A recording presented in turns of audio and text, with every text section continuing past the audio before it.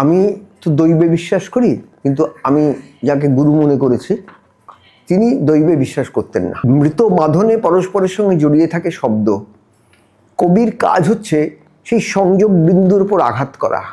ওই সত্যেন মুখার্জির সঙ্গে না গেলে কিন্তু গোলাম আলী খাঁ সাহেবের গান বেরোবে না। ছাপা তো হয় অনেক কিছু, কিন্তু জানতে পারি কজন। আমি তো দৈবে বিশ্বাস করি, কিন্তু আমি যাকে গুরু মনে করেছি তিনি দৈবে বিশ্বাস করতেন না, কিন্তু আমি দৈবে বিশ্বাস করি। আমি তার একটি কবিতা পাঠ করছি। তিনি যেভাবে পাঠ করেছেন আপনারা অনেকে শুনেছেন, মুখের পাথর ছবি বলে যে বই, সে যে কি বলে সিডি, সেখানে এই কবিতাটি তার কণ্ঠে পাঠ করা আছে। তার অপূর্ব সুন্দর কণ্ঠ ছিল, গম্ভীর ভরাট, এবং তিনি কবিতা পড়তেন খুবই ভালো। তা আমি তার মতো করে কবিতাটা পড়ি না, আমি কবিতাটা আমার মতো করে পড়ি। আমি কবিতাটা কেন পড়ব সেটা পড়ার পরে আপনারা বুঝতে পারবেন। কবিতাটির নাম হচ্ছে বৃষ্টি। তার খুবই বিখ্যাত একটি কবিতা। আমার দুঃখের দিন তথাগত, আমার সুখের দিন ভাসমান, এমন বৃষ্টির দিন পথে পথে আমার মৃত্যুর দিন মনে পড়ে। আবার সুখের মাঠ জল ভরা, আবার দুঃখের ধান ভরে যায়, এমন বৃষ্টির দিনে মনে পড়ে আমার জন্মের কোনো শেষ নেই। এই কবিতাটির প্রথমে তথাগত শব্দটি আছে, তাতে বোঝা যায় যে জন্মের শেষ নেই মানে জাতকের কাহিনী। সেটাকে উনি ইঙ্গিত করলেন, জাতকের যেমন জন্মের পর জন্ম। আমার মনে হয় যে আজকে যখন আমি তাকে তার সম্বন্ধে বলছি, এই ঘরে কোথাও তিনি আছেন। আমি তো দৈবে বিশ্বাস করি, এবং জীবনের যে পরবর্তী জীবন মানে মৃত্যুর পরে, তার উপরেও আমার বিশ্বাস আছে। সেই জন্য আমি এই কবিতাটি বললাম। তার জন্মের কোনো শেষ নেই, তিনি আজও আমার কাছে আছেন। আমি প্রথমে বলবো, আর যেহেতু ব্যক্তিগত কথা বলবো সেহেতু আমি প্রথমে বলবো যে কবিতা নিয়ে দু একটা কথা বলবো। সেটা হচ্ছে যে ধরুন উনি 60-এর দশকে একটা কবিতা লিখেছিলেন। সেই কবিতার নাম বোধহয় মুনিয়া। যদি ভুল হয় আমাকে একটু সুমন্ত বা অভিক একটু বলে দেবেন তো, কোথাও কোনো আগে ভুল হচ্ছে। মানে বইটা আছে, বইটা আমি দেখছি না। মুনিয়া সমস্ত দিন বাঁধা ছিল, খুব 12টায় উঠে চুপি চুপি উড়ে যা বলে প্ররোচনা দিতে হঠাৎ বুকের দিকে তুলে দিল ঠ্যাং, জ্যোৎস্নায় মনে হলো বাঘিনীর থাওয়া। এটা উনি লিখছেন 60-এর দশকে। সেই সময় জীবনানন্দ দাশের প্রবল প্রভাব চতুর্দিকে রয়েছে। তারা দেখুন, এই ঠ্যাং শব্দটা কিন্তু সাধারণত তার আগে সবসময় যেসব কবিতা একটু লঘু চালের বা ছড়ার ধরন আছে, সেই রকম শব্দে ব্যবহার হতো। জীবনানন্দ এসে তাকে ব্যবহার করলেন অন্যভাবে।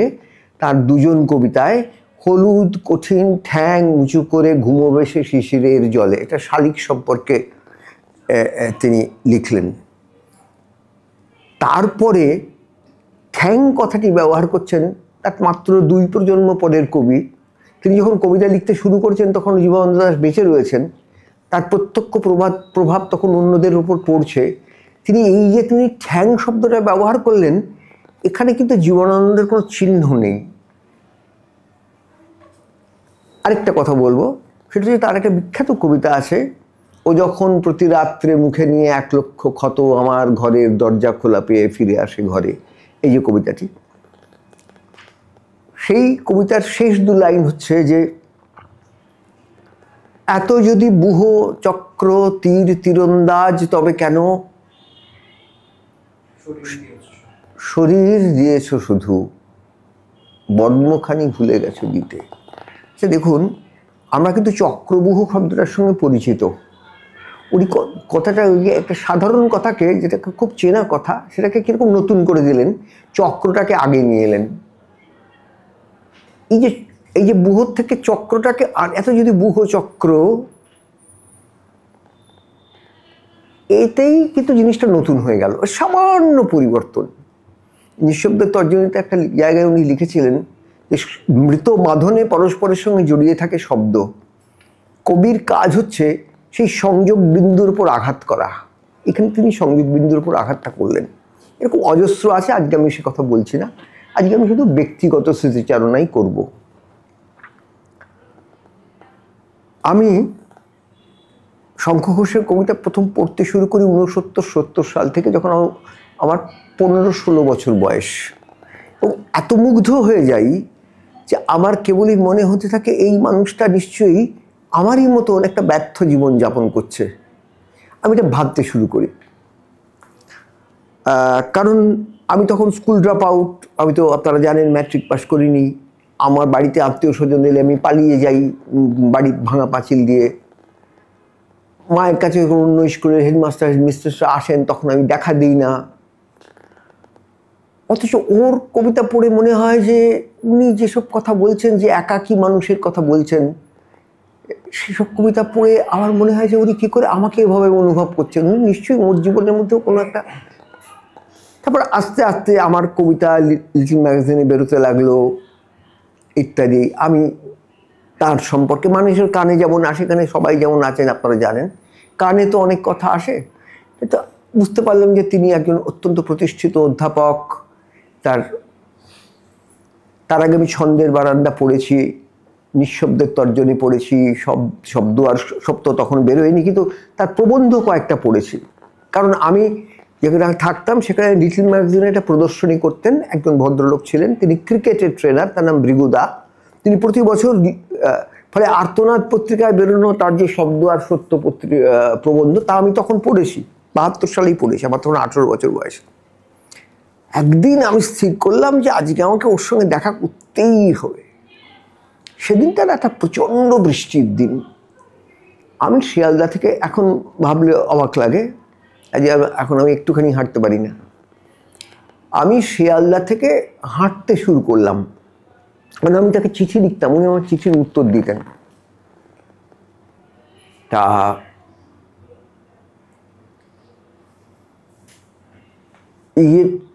হাঁটতে শুরু করলাম। ওর ঠিকানাটা আমি জানতাম, শ্যামবাজারে 5 মাথার মোড়ের কাছে একটু বাড়ি। রাস্তায় এত জল বইছে যে আমি যখন প্যান্ট পরতাম আর পাঞ্জাবিটা গুটিয়ে নিয়েছি। আমি হাঁটতে হাঁটতে তারপরে ওই জায়গাটায় পৌঁছলাম, ওই ঠিকানাটা আমার কাছে ছিল। তখন কিন্তু আমার কোনো বই বেরোয়নি, একটাও বই বেরোয়নি, শুধু লিটল ম্যাগাজিনে আমার লেখা ছাপা হয়। তাও খুব বড় লিটল ম্যাগাজিন, মানে এক্ষণ বা 12 মাস বা এই ধরনের কোনো বড় পরিচয় এরকম কোনো লিটল ম্যাগাজিনে নয়, ছোট ছোট কাগজে ছাপা হয়। আমি 3 তলায় উঠে গেলাম। উঠে গিয়ে একটা নিঝুম দুপুর, আর অসম্ভব বৃষ্টি হচ্ছে, গাটা অনেকখানি ভিজে গেছে, পাজামা টাজামা। আমি দরজায় বেল দিয়েছি না খটখট করেছি মনে পড়ছে না। ঠিকখান নীরবতা। তারপরে একটা কিছু ভারী জিনিস নামিয়ে রাখার শব্দ, এটা সামান্য একটা খুট করে একটা আওয়াজ। তারপর দরজাটা খুললো, ছিটকিনিটা খুলে গেল। দরজাটা একটু ফাঁক হতে আমি দেখলাম যে মাথায় থুপা থুপা চুল, একটি বাচ্চা, বছর 5-6 বয়স হবে, ধূপ করে এর থেকে লাফিয়ে নামলো, ওই টুল থেকে লাফিয়ে নিচে নামলো। আমার দিকে তাকালো এরকম করে, মানে আমার থেকে তখন সে একটা 5-6 বছরের বাচ্চা, ছোট তো হবেই। তা আমার দিকে তাকালো এরকম করে। আমি বললাম, শঙ্খ ঘোষের বাড়ি এটা? হ্যাঁ। উনি কি আছেন? হ্যাঁ। আপনি বসুন বলে বাচ্চাটা ভেতরে চলে গেল, দৌড়েই চলে গেল। এবার আমি বসে আছি, একটু পরে উনি বেরিয়ে এলেন এবং বেরিয়ে এসে আমি না ওর দিকে তাকিয়ে আছি, কথা বলতে পারছি না। এই প্রথম চোখের সামনে দেখছি তো, আমার তো অনেক কিছু মনে পড়ছে। আমি ওর সঙ্গে কোনো কথা বলতে পারছি না। আমার দিকে তাকিয়ে আছেন উনি। বলুন। আমি যে বলবো আমাকে তুমি বলবেন, আপনি বলবেন না, সেই ক্ষমতাও আমার নেই, মানে সেটাও শক্তি নেই। আমি বললাম যে আমি শঙ্খ ঘোষের সঙ্গে দেখা করতে এসেছি। হ্যাঁ বলুন না। এবার উনি বসলেন। আপনি কোথা থেকে আসছেন? আমি আসছি রানাঘাট থেকে। রানাঘাট সে তো অনেক দূর। হ্যাঁ অনেক দূর, আর টিভিতে 2-2.5 ঘন্টা লাগে, 2.5 ঘন্টা লাগে ট্রেনে।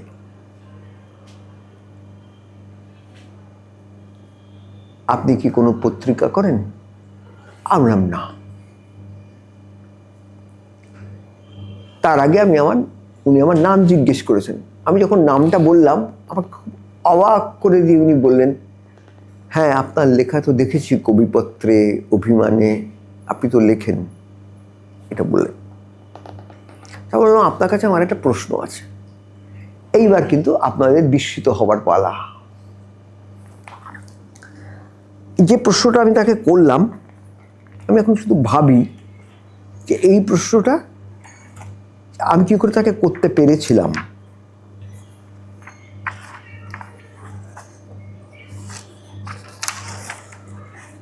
তার একটি কবিতা আছে, আপনারা সবাই জানেন, খুব বিখ্যাত কবিতা রাধাচূড়া। আমি বললাম আপনার একটা কবিতায় ছন্দের ভুল আছে। উনি বললেন তাই? মানে একজন অপরিচিত, উনি কিন্তু তখন নিয়মিত দেশ পত্রিকায় প্রবন্ধ এবং কবিতা লেখেন। উনি বললেন তাই? হ্যাঁ আপনার একটা কবিতায়, কবিতার নাম রাধাচূড়া, এই কবিতাটার মধ্যে আপনি একটা জায়গায় ভুল ছন্দ ব্যবহার করছেন, ছন্দের ব্যবহারে আপনি ভুল করেছেন। কেন মনে হচ্ছে আপনার এরকম? আমাকে জিজ্ঞেস করলেন। বললাম দেখুন এই যে কবিতাটা বলে আমি বলতে শুরু করলাম, মালি বলেছিল সেই মতো টবে লাগিয়েছি রাধাচূড়া, এইটুকু টবে এতটা গাছ, সে কি হতে পারে মালি বলে, যদি হতে পারে যদি ঠিক জানো, কিভাবে লাগায় গাছপালা। আপনি কি করে জানলেন এই কবিতাটার কথা? কেন? কবিতা ছাপা হয়েছে। হ্যাঁ ছাপা তো হয় অনেক কিছু, কিন্তু জানতে পারি কজন? আপনার মনে আছে এতটা? বললাম হ্যাঁ, কিন্তু এটার একটা জায়গায় ছন্দের গোলমাল আছে। কোথায় আপনার অসুবিধে হচ্ছে বলুন? আমি তখন বললাম যে এই যে আপনি লিখেছেন ফেটে যেতে পারে হঠাৎ যে, এটা কিন্তু এই যে মালি বলেছিল সেই মতো টবে লাগিয়েছি রাধাচূড়া, এর সঙ্গে কিন্তু ফেটে যেতে পারে হঠাৎ যে, এটা মিলছে না এখানে। এটা এর বদলে আপনি আমার আস্পর্ধাটা একবার ভাবুন। আমি বলছি এর বদলে যদি আপনি লিখতেন ফেটে যেতে পারে যে হঠাৎ, তাহলেই ছন্দটা ঠিক থাকতো। এটা শুনে উনি কি করলেন? উনি খুব রেগে গেলেন। উনি আমাকে বললেন যে ওটা 10 মাত্রার কবিতা, 10 মাত্রা লিখতে গেলে ফেটে যেতে পারে হঠাৎ যে, এখানে তো একটা আমরা পড়ে যাচ্ছে কবিতাটা, কিন্তু ফেটে যেতে পারে যে হঠাৎ বললে তো আর কোনো অসুবিধা হচ্ছে না। আপনি যদি মাত্রা গুনে গুনে না পড়েন, যদি এমনি স্বাভাবিক কথা বলার মতো করে পড়েন, তাহলে হয়তো আপনার ততটা বাধা নাও লাগতে পারে। এরপর কথা বলার মতো করে পড়ে দেখবেন। এই হলো তার উত্তর। সেই লোকটা কিন্তু 3 বছর আগে চিত্রক বলে একটা প্রকাশনা, তখন দেশ বার করে নিয়ে এই বই, চিত্রক বলে এক প্রকাশনা থেকে ছন্দের বারান্দা নামে একটা বই লিখেছে। এবং 71 সালে তার একটা প্রবন্ধ ছাপা হয়েছে, তার নাম হচ্ছে বন্ধুর ছন্দের দুর্গে। বিষ্ণুদের সম্পর্কিত লেখে সেই প্রবন্ধ আমার জীবনের কবিতার সম্পর্কে একটা বিরাট দিগন্ত খুলে দেয়। সেখানে এত রেফারেন্স ছিল যে সেইগুলো আমি সব খুঁজে খুঁজে পড়তে শুরু করি, এবং বিষ্ণুদের কাছ থেকে কিভাবে শিখতে হবে এবং বিষ্ণুদের সূত্রে উনি যে কবিদের কথা বলছেন তাদের কীভাবে জানতে হবে, সেটা কিন্তু আমি ওইখান থেকে, সেই বইটা থেকে, এটা 71 সালে আমি পড়েছি, সেটা ছাপা হয়েছে, বই হয়েছে 73-এ। সেই লোকটাকে আমি এই কথাগুলো বলছি কেন?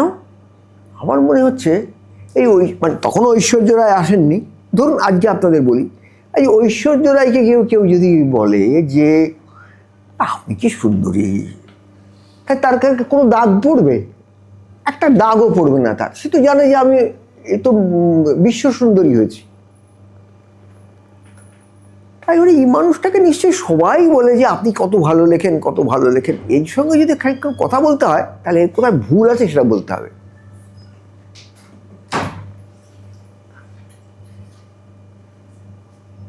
তারপরে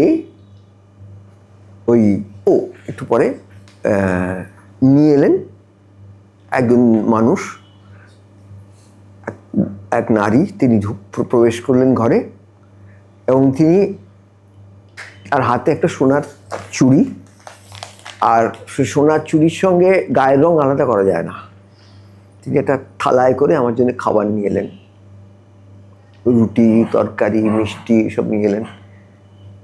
আমি বললাম যে আমি তো বাইরে খাই না, অনেকটা দূর থেকে এসেছেন, খেয়ে নিন। সেই মহিলা আমাকে বললেন, আমি তাকেও বললাম না আমাকে আপনি বলবেন না। আমি বললাম উনি কি প্রতিমা ঘোষ? শঙ্খ ঘোষ আমার দিকে তাকিয়ে বললেন, কিন্তু কি করে জানলেন? আমি বললাম কেন, গঙ্গোত্রী পত্রিকায় এটা ছাপা হয়েছে তো, যে এই এখন যে কবিরা লেখেন তাদের এবং তাদের বাড়ির, মানে তাদের স্ত্রীর নাম ইত্যাদি, এগুলো তো গঙ্গোত্রী পত্রিকায় ছাপা হয়েছে। গঙ্গোত্রী পত্রিকাটা প্রকাশ করতেন শান্তনু দাস, তিনি দীনেশ দাসের পুত্র ছিলেন, সে সময় বেরোতো। উনি একবার প্রতিমা ঘোষের দিকে তাকালেন, তারপরে আবার চোখটা সরিয়ে নিলেন। প্রতিমা ঘোষ আমাকে বললেন তুই খেয়ে নিন, বলে উনি চলে গেলেন। সেদিন ওকে আরও ওর 2-3টে কবিতার কথা বলেছিলাম, কিন্তু আমি কখনো তার মধ্যে ত্রুটি দেখাইনি। যেমন পদ্ম তোর মনে পড়ে, খাল যমুনার এপার ওপার, রহস্য নীল গাছের বিষাদ কোথায় নিয়ে গিয়েছিল, এই কবিতাটা আমি পুরোটা বলেছিলাম। উনি আমাকে দেখে জিজ্ঞেস করলেন, কই এখানে তো ছন্দে পড়তে কোনো অসুবিধা হচ্ছে না, কিন্তু আপনি কি করে জানলেন? আর এটা তো বই হয়ে বেরিয়েছে, এই বই তো এখন পাওয়া যায় না। নিহিত পাতাল ছাড়া তখন আলাদা বই হিসেবে পাওয়া যেত না, কিন্তু এই কবিতাটা আমি পড়েছিলাম 70 সালে, শঙ্খ ঘোষের শ্রেষ্ঠ কবিতা বেরিয়েছিল সেখানে। এবার আমি বাড়ি চলে এসেছি। বাড়ি চলে এসে আমি বুঝতে পেরেছি আমি যে কবিতাটাকে বলেছিলাম 10 মাত্রার কবিতা, ওটা 10 মাত্রার কবিতা নয়। কিছুদিন পরে বুঝতে পেরেছি, কারণ আমি কোনো একটা জায়গায় থেমে না গিয়ে আমি এটাকে আরেকবার চেষ্টা করি। কবিতার ভাগটা হচ্ছে এরকম, মালি বলেছিল সেই মতো টবে লাগিয়েছি রাধাচূড়া, এইটুকু টবে এতটা গাছ, সে কি হতে পারে? মালি বলে হতে পারে যদি ঠিক জানো কিভাবে বানায় গাছপালা। এইটা 6-5-এ যাচ্ছে, কিন্তু উনি পরের পর্বটাকে, ছন্দের যে দ্বিতীয় ভাগটাকে, সেটাকে 4-এ এমনভাবে রেখেছেন যে ওটাকে 10 মাত্রা বলে ভুল করতে পারে যে কেউ। ভুল করার সম্ভাবনা পরবর্তী সময় নেই। সেখানে কাতারে কাতারে ঝেপে আসায় ফেটে যেতে পারে হঠাৎ যে, সে কথা কি মানি ভেবেছিল? একেবারে নির্ভুল ছন্দ। কিন্তু আমার থেকে 22 বছরের বড় একজন কবি, যিনি সম্পূর্ণভাবে প্রতিষ্ঠিত, তার কাছে একটি ছেলে, একটা অচেনা ছেলে গিয়ে বলছে আপনার ছন্দের ভুল আছে, যিনি 3 বছর আগে ছন্দের বারান্দা বই প্রকাশ করেছেন এবং তারও আগে থেকে উনি ছন্দ বিষয়ে প্রবন্ধ লিখছেন 60-এর দশক থেকেই, তাকে তিনি বলতে পারতেন, এই ছোকরা তুমি কি ভুল উল্টো পাল্টা বলছো, তুমি এসব আমার সময় নষ্ট করো না। একবারও বললেন না। বললেন মাত্রা গণনা করে যদি না পড়েন, মানে যদি স্বাভাবিকভাবে পড়েন কথা বলার মতো করে, তাহলে হয়তো বাধা নাও লাগতে পারে।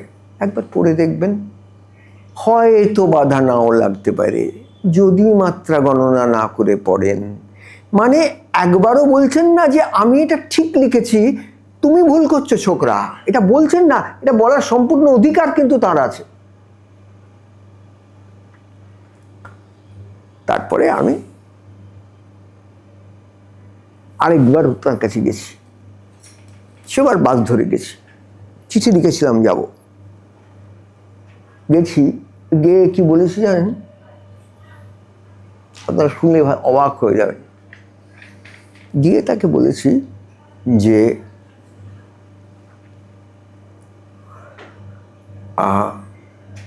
আমি যে সেদিনকে আপনাকে বললাম আপনি ওই রাধাচূড়া কবিতা 10 মাত্রায় লিখেছেন, আসলে যে ওটা মাত্রাবৃত্তের 6-5-এ লেখা, সেটা তো আপনি আমাকে বলে দিলেন না। আপনি ভেবেছিলেন আমি কোনোদিন বুঝতে পারবো না, তাই না? তখন একটু হাসলেন, হেসে বললেন, কোনো জিনিস নিজে খুঁজে বার করার আনন্দ কতটা, এবার একবার ভাবুন। এই কথাটা উনি আমাকে বললেন। আমি নিজে ভুল করেছি, ভুল সন্দেহে ওকে গিয়ে বলছি আপনার ভুল হয়েছে, তখন আমাকে তিরস্কার করলেন না, এমনকি ভুলটাও দেখিয়ে দিলেন না, শুধু বললেন স্বাভাবিকভাবে কথা বলার ছন্দে পড়ে লিখবেন। আমি এক সময় বুঝতে পারলাম। তারপরে গিয়ে বললাম আপনি আমাকে ভুলটা বলে দেননি সেদিনকে, আপনি ভেবেছিলেন আমি কোনোদিন বুঝতে পারবো না, তাই না? বললেন কোনো জিনিস নিজে খুঁজে বার করার এই আনন্দ কতটা, সেটা একবার ভেবে দেখুন। খুব সুন্দরভাবে হেসে নরম করে বললেন, তখনও পর্যন্ত আমাকে আপনি বলেন। এরপরে যে ঘটনাটা বলবো, সেই ঘটনাটা আরো 12 বছর পরের ঘটনা। 12 বছর না হোক 11 বছর পরের ঘটনা। সেটা হচ্ছে এই যে বইটা আপনারা দেখছেন, আমার ধারণা এখানে যারা উপস্থিত আছেন তারা সকলেই এই বইটা পড়েছেন, কবিতার মুহূর্ত, শঙ্খ ঘোষ। তখন কিন্তু শঙ্খ ঘোষের সঙ্গে আমার মানে আমি ওদের, সেটা আমি পরে বলছি, আমি নিয়মিত যাই, এমনকি রাত্রে থাকি। এই বইটা 87 সালের জানুয়ারিতে বা ফেব্রুয়ারিতে বেরোলো। এই বইতে যে কবিতাগুলো নিয়ে কথা বলা আছে, কবিতার পূর্বপট নিয়ে কথা বলা আছে। ওখানে একটা শব্দ উনি ব্যবহার করেছিলেন, সূচনা বিন্দু। সেই কথাটা অনেকে বুঝতে না পেরে ভেবেছেন কবিতাকে ব্যাখ্যা করা হচ্ছে। সেটার জন্য দুঃখও পেয়েছিলেন, কিন্তু উনি দুঃখকে ওভাবে প্রকাশ করতেন না।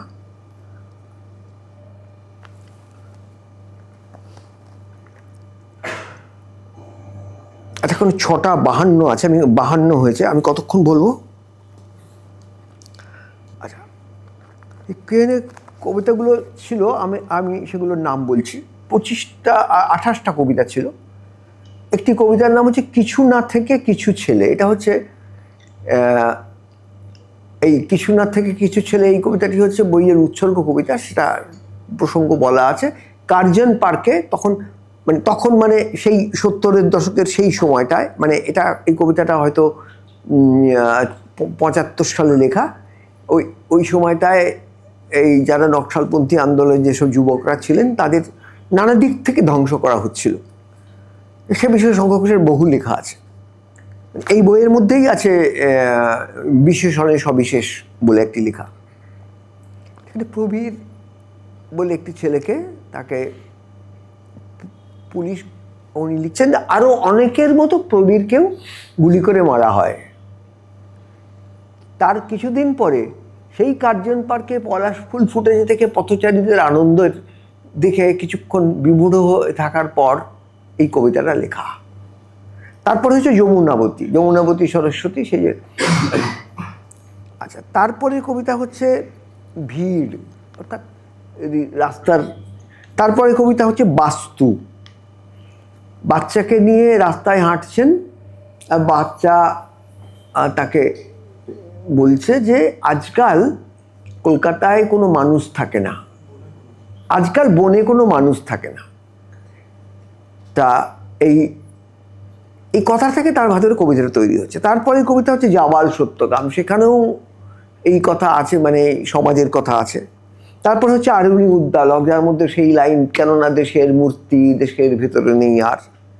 তারপরে কবিতা ভূমধ্যসাগর। তারপরে কবিতা হচ্ছে কলকাতা বাপ যায় না হে, জীবনভর আমি তো আর কলকাতা যাবো না। একমাত্র বিকেলবেলা নামক যে কবিতাটি আছে, যেটা ওই আদিমলতা গুণময়ের বইয়ের কবিতা, তাছাড়া প্রত্যক্ষভাবে অবচেতন থেকে উঠে আসা কবিতা একটাও নেই। ইন্দ্র ধরেছে কুলি, সেখানেও তিমিরের কথা আছে। তার আগে তিমির বিষয়ে দুটুকরো, সেখানে আছে। হাসপাতালে বলির বাজনা, সেখানে আছে। ভিখিরি ছেলের অভিমান থেকে, এমনকি বাবরের প্রার্থনা নিজের মেয়ের অসুস্থতা সম্পর্কে রচিত হলো। তার মধ্যে সমাজ সংসার, এবং এই যে সমাজ সংসার বলতে আমি বলছি রাজনীতির যে অবস্থা, স্বপ্ন এবং স্বপ্নভঙ্গ ইত্যাদি। রাধাচূড়া তো প্রত্যক্ষভাবেই জরুরি অবস্থার বিরুদ্ধে লেখা। আচ্ছা, আপাতত শান্তি কল্যাণও তাই, এখানে সঞ্জয় গান্ধীর কথা আছে। বিকল্পও তাই, হাতেম তাই। উল্টো রথ, সেখানে যখন শরণার্থীদের বারবার ফিরিয়ে দেওয়া হচ্ছে, পুলিশ ওই তারা বর্ধমানের ইয়েতে স্টেশনের ধারে সব শুয়ে রয়েছে, তখন তার মনে পড়ে যাচ্ছে তার শিয়ালদায় আসার কথা। সেই এখানে 20 দফায় বিকল্প কবিতাটা, যেখানে কঠোর বিকল্পের পরিশ্রম নেই, এই বিখ্যাত লাইনটা আছে। সেখানে 20 দফা কর্মসূচি যে ঘোষণা করা হয়েছে দিল্লি থেকে, সে কথা আছে। শ্লোক কবিতাটি, সেই মেয়েটি আমাকে বলেছিল এবার এসো বেরিয়ে এসো পথে, সেই কবিতা। তার মধ্যে মানে সমাজ পরিবর্তনের জন্য বেরিয়ে যাওয়া। আত্মঘাত কবিতা, যেখানে আছে যে ওই একটি মুদির দোকানে, যার বাবা মুদির দোকান চালাতেন, সে চাকরি করতে পড়তে এসে সহপাঠীদের দ্বারা অপমানিত হয়ে আত্মহত্যা করেছে। যে আমার বিশ্বাস আজও কিছু বেঁচে আছে, তাই হব 25শে বৈশাখ কিংবা 22শে শ্রাবণে আত্মঘাতী। আচ্ছা, তারপর লজ্জা, একটু কুড়িয়ে খাচ্ছিল, তাকে 7 বছর বন্দি করে রেখে দেওয়া হয়েছে, এবং সে মেয়ে জানে না যে এরপর সে কোথায় যাবে, তার থেকে সে এখানেই ভালো আছে, এইসব কথা আছে। আচ্ছা, ভিখিরির আবার পছন্দ, এই কবিতা নিয়ে আমি দীর্ঘ আলোচনা করেছি, আর বলতে চাইছি না। বাড়ির কাজের মেয়ে কদম, তাকে নিয়ে লেখা। আচ্ছা, দেশ আমাদের আজও কোনো মাতৃভাষা দেয়নি এখনো। আচ্ছা, তারপর খবর 27শে জুলাই এবং অন্ধবিলাপ, যেখানে ওই রণবীর সেনা বা ব্রহ্মর্ষি সেনাদের হত্যা। এই বইটা বেরোবার পরে অশোক মিত্র মশাই, তিনি এটা খুব বড় আলোচনা লিখেছিলেন। সেখানে উনি বলেছিলেন যে অঙ্ক ঘোষের কবিতায় যে এতখানি গভীরভাবে সমাজের মানে বৈষম্যের সম্পর্কে তিনি যে এত কষ্টবোধ করেন, সেইটা তিনি অশোক মিত্র এই কবিতার মুহূর্ত বইতে পড়ে প্রথম বুঝতে পেরেছেন তিনি কত বড় কবি, এবং কিভাবে উনি সমাজ সম্পর্কে তার ভেতরে কতখানি যন্ত্রণা তিনি অনুভব করেন সমাজের বৈষম্য সম্পর্কে। এই যে ছেলেটি তার প্রশ্রয় পায়, তার আগে সেই ছেলেটিকে তিনি তার একটি বইও উৎসর্গ করেছেন। সেই বইটা বেরোবার পর তাকে গিয়ে কি বলল, তাকে গিয়ে, তখন তার এগুলো মুখস্থ ছিল, তখন তাকে এগুলো লিখে আনতে হতো। সেই সব কবিতা তুলে তুলে তুলে তুলে বললো এই সব কিছুর মধ্যেই তো ওই এই ধরনের কোনো না কোনোভাবে, বেশিরভাগ কবিতার মধ্যেই, মানে 28টা কবিতার মধ্যে অন্তত 25টা কবিতার মধ্যে কেবল সমাজ সংসারের যে মানে সমাজের যে অন্যায় বা রাজনীতির অন্যায়, সেই দিকে ইয়ে করা হয়েছে। মানে হয়তো ভিড় বা বাবরের প্রার্থনা, এই ধরনের একটা কবিতা এর থেকে আলাদা হতে পারে বলে ছেলেটি একটি অসম্ভব অপমানকর প্রশ্ন করেছিল তাকে। যে অপমান করার প্রশ্ন, সেটা বোঝবার ক্ষমতা সেই ছেলেটির ছিল না। যাকে কিন্তু তিনি 2 বছর আগে একটা বই উৎসর্গ করেছেন। সে বলল, আচ্ছা এটা যে অনুষ্টুপ থেকে বেরিয়েছে, আপনারা সকলেই জানেন যে অনুষ্টুপ সম্পূর্ণভাবে ঘোষিত বামপন্থী পত্রিকা। অনুষ্টুপ প্রকাশনা থেকে যে এই যে বইটা বেরিয়েছে, সেই জন্যই কি এর মধ্যে সৈকত কবিতাটা কোথাও নেই? এর মধ্যে সৈকত তার আগে বেরিয়ে গেছে, 1985 সালে ছাপা হয়ে গেছে চতুরঙ্গ পত্রিকায়। আচ্ছা, তার মধ্যে ওই কবিতা কোথাও নেই যে জল কি তোমার কোনো ব্যথা বোঝে, তবে কেন জলে কেন যাবে তুমি নিবিড়ের সজলতা ছেড়ে, জল কি তোমার বুকে ব্যথা দেয়, তবে কেন ছেড়ে যেতে চাও দিনের রাতের জলভার। এই কবিতা নেই। মুনিয়া সমস্ত দিন বাঁধা ছিল নেই, রাঙামাইমায় গৃহত্যাগ নেই, ও যখন প্রতি রাত্রে মুখে নিয়ে 1 লক্ষ ক্ষত, আমার ঘরের দরজা খোলা পেয়ে ফিরে আসে ঘরে, শরীর বাঁকিয়ে ধরে দিগন্তের থেকে শীর্ষাকাশ। এই কবিতা, আর মুখে জ্বলে থাকে লক্ষ লক্ষ তারার দাহন। এই যে অবচেতনের বিরাট উদ্ভাস ঘটছে, এই ধরনের একটা কবিতার কথা নেই এর মধ্যে। এটা কি অনুষ্টুপ থেকে বেরিয়েছে বলে? মানে বাকিটুকু ঠিক ছিল, কিন্তু এই যে প্রশ্নটা সেই যুবকটি করলো, এই যুবকটি এখন তাকে যে নামে ডাকা হয়, তখন যে নামে ডাকা হতো সে নামে ডাক দিলে সে এখনও সাড়া দেয়। সেই নামে তার নামে চিঠি আসে। এই যে শরীরটা দেখছেন, সেই শরীরটা তাই একই আছে, তখনও যা ছোট শরীর ছিল এই শরীরটাই তাই আছে, কিন্তু ভেতরের মানুষটা পাল্টে গেছে সম্পূর্ণ। সেই 87 সালের সেই যুবকটি আর আজকের এই 71 বছরের লোকটি এক নয়। সেই জন্য সে আজকে বুঝতে পারছে যে সে কত বড় অপমানকর প্রশ্নটা তখন করেছিল। সে বলল যে এটা কি অনুষ্টুপ থেকে বেরিয়েছে বলে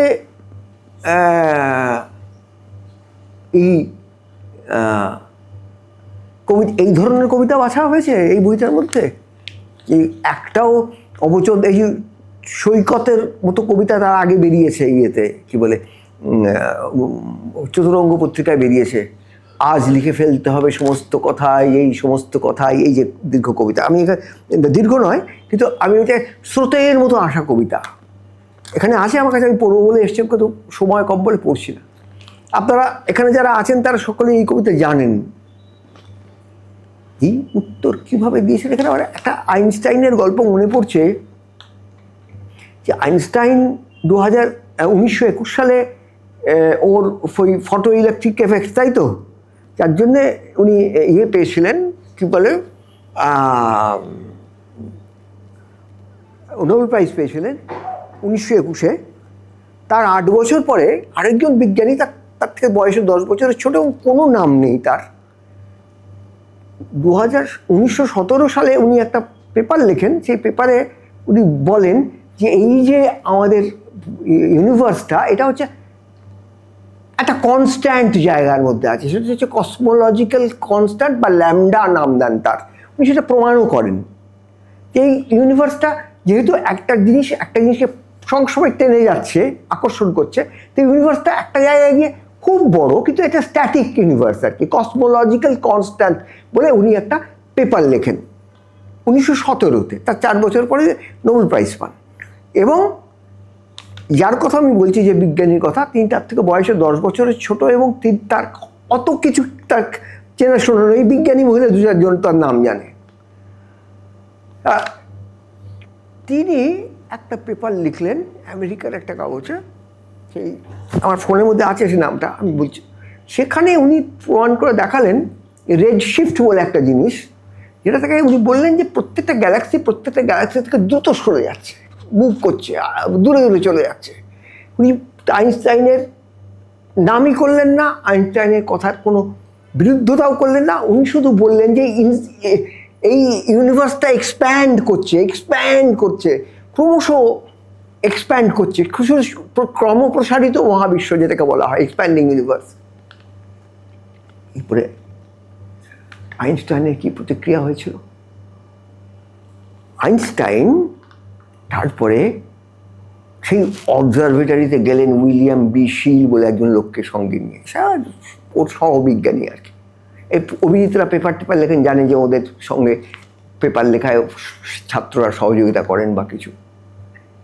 গিয়ে ওর অবজারভেটরিতে গিয়ে উনি বুঝলেন যে কি ওর ডেটাগুলো দেখতে চাইলেন, আমাকে বুঝিয়ে বলবে। বুঝলেন 1931 সালে আইনস্টাইন ডাইনামিক ইউনিভার্স বলে একটা প্রবন্ধ, মানে উনি জার্মান ভাষায় লিখেছিলেন, জার্মানির একটা কাগজে লিখলেন, এবং সেটা উনি সম্পূর্ণ মেনে নিলেন যে ওই 10 বছরের ছোট তুলনায় অত্যন্ত অখ্যাত বিজ্ঞানী যে কথাগুলো বলেছেন সেগুলো সত্যি। সেই বিজ্ঞানীর নাম আজ আপনারা সবাই জানেন, তার নামে মহাকাশে একটা টেলিস্কোপ আছে, সেই টেলিস্কোপটার নাম হচ্ছে হাবলস টেলিস্কোপ, এডউইন হাবল। তার কাছে গেল, সে দেখে গেল না, সে কি বলছে, তুমি এটা থেকে তোমার ফাইন্ডিংসগুলো দেখাও আমাকে। এইবার আমি এই কথাটা কেন বলছি, যে বড় হয় সে ক্রোধের দ্বারা বা অহংয়ের দ্বারা সে চালিত হয় না, ছোট হয় অপমান করে। কি উত্তর দিলেন সেই উত্তরটা আপনাদের বলি। সেই উত্তরটা উনি আমাকে বললেন যে আসলে কি জানো তো, ততদিনে তিনি আপনি থেকে তুমি হয়ে গেছেন, মানে উনি আমাকে তখন তুমি বলেন, তিনি তুমি বলেন, আমাকে তার স্ত্রী তুমি বলেন, আর ততদিন ঘরের লোক হয়ে গেছে। বললেন আসলে কি জানো তো, আর ঘরের লোকের কাছে এরকম একটা প্রশ্ন শুনলে কিরকম লাগে, যাকে আমি 2 বছর আগে বই উৎসর্গ করেছি সে আমায় এই প্রশ্ন করছে। আমি আজকে বুঝতে পারি কতখানি বেদনা তিনি পেয়েছিলেন। আমায় কি বললেন, আমি বললেন আসলে কি জানো তো, কবিতার মুহূর্ত, মানে কবিতা যখন তৈরি হয়, আপনাদের হয়তো মনে পড়বে যে কথার পিঠে কথা বইতে অরুণেশ ঘোষকে উনি একটা সাক্ষাৎকার দিয়েছিলেন 1981 সালে জিরাফ পত্রিকায়। সেই পত্রিকায় উনি এই কথা বলেছিলেন যে ভেতর থেকে একটা কোনো অবচেতন ধাক্কা না এলে আমি কোনো কবিতাই লিখতে পারি না, এটা কিন্তু বলেছিলেন অরুণেশকে। সেই মানুষটা বললেন যে কবিতাটা যখন তৈরি হয় তখন এই যে বাইরের ঘটনাগুলোর অভিঘাতের কথা আমি এখানে লিখেছি, তুমি সূচনা বিন্দু কথাটা লক্ষ্য করেছো? তখন হ্যাঁ আমি লক্ষ্য করেছি। তার সূচনা বিন্দুটাকে দেখা যায়, কিন্তু এই যে তুমি যে কবিতাগুলোর কথা বলছো, যে ও যখন প্রতি রাত্রে মুখে নিয়ে 1 লক্ষ ক্ষত আমার ঘরের দরজা খোলা পেয়ে ফিরে আসে ঘরে, শরীর বাঁকিয়ে ধরে দিগন্তের থেকে শীর্ষাকাশ, আর মুখে চোখে জ্বলে থাকে লক্ষ লক্ষ তারার দাহন। হ্যাঁ, এই আমি তো কবিতাগুলো মুখস্থ বলে যেতাম, কিংবা ওই যে জানে সে জানে শুধু একজন খুলে দিয়ে চুল, সবারই পাঁজর চেপে দাঁড়িয়েছে লোল রসনায়, এ শুধু এ কেবল তারি নাচ বলয় বলয় বুনে যাওয়া, ভালো যদি বলো একে ভালো তবে না বলো তো নয়। এই যে জায়গাটায় পৌঁছচ্ছে একটা মানুষ,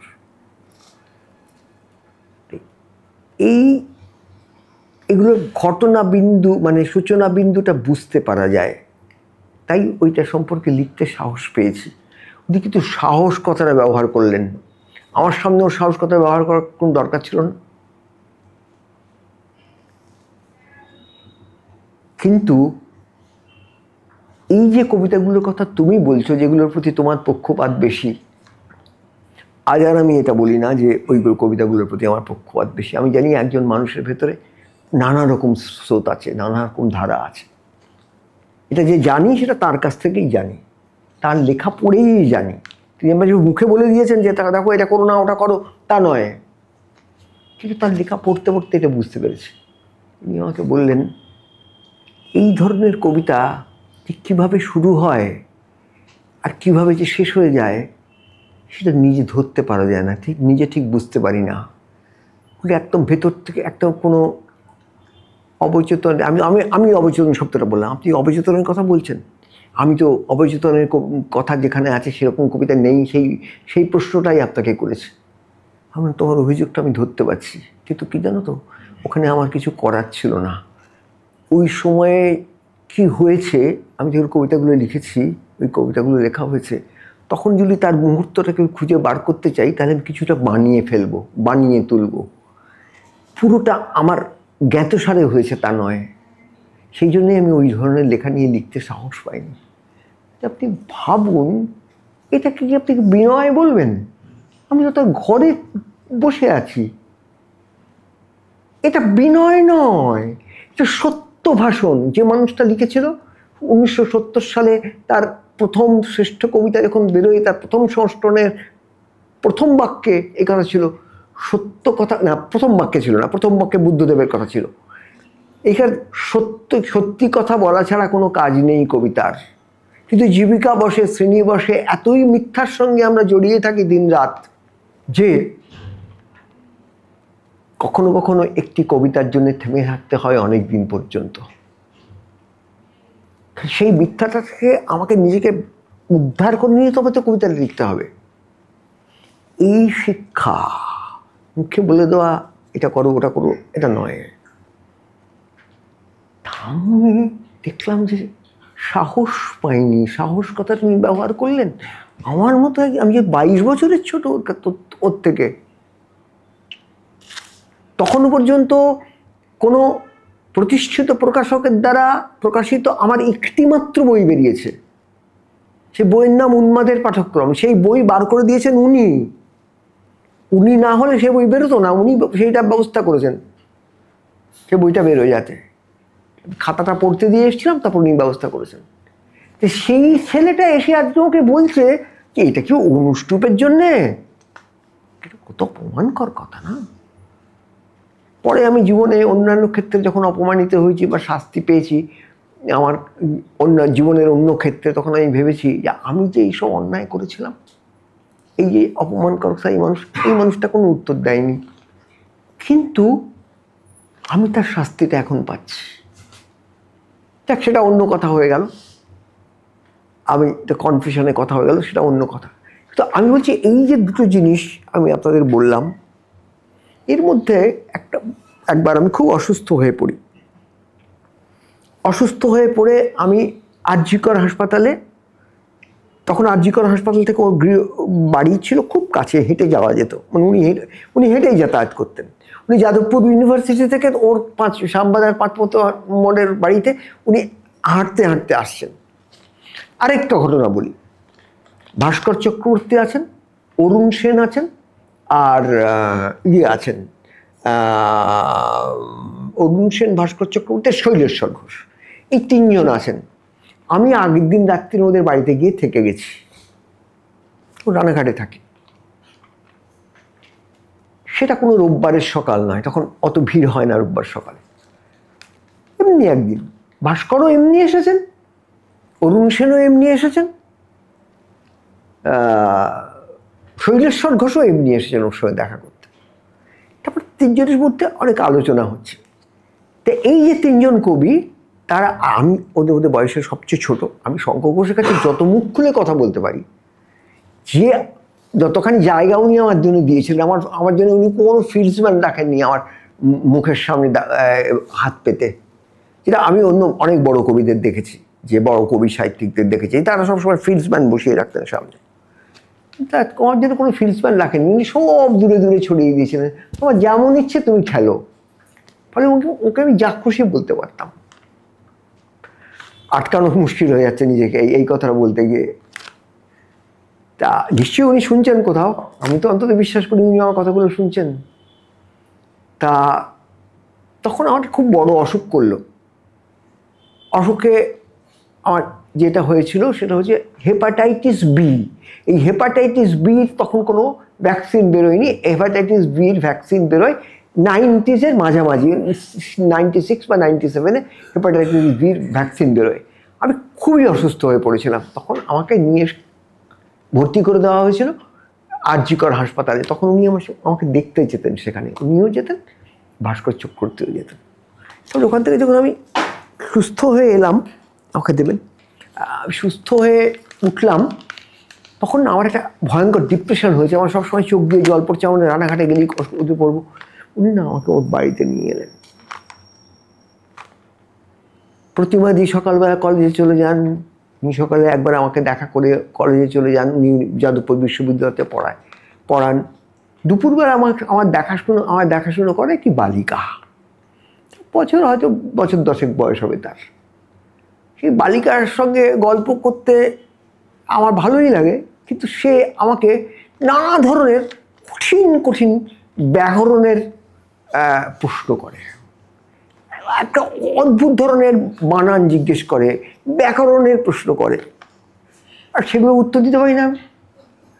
আচ্ছা, এইবার সেই সময়টায় মনে রাখতে হবে শঙ্খ ঘোষ কিন্তু কুন্তক এই ছদ্মনামে, এই যে 2-4 জন মাথা নাড়ছেন না, গোলাম আলী খাঁ সাহেবের একজন সঙ্গী ছিল, তার নাম হচ্ছে সত্যেন মুখার্জি, তিনি শ্যামবাজারে থাকতেন। আর গোলাম আলী খাঁ সাহেব হচ্ছে বিরাট চেহারা।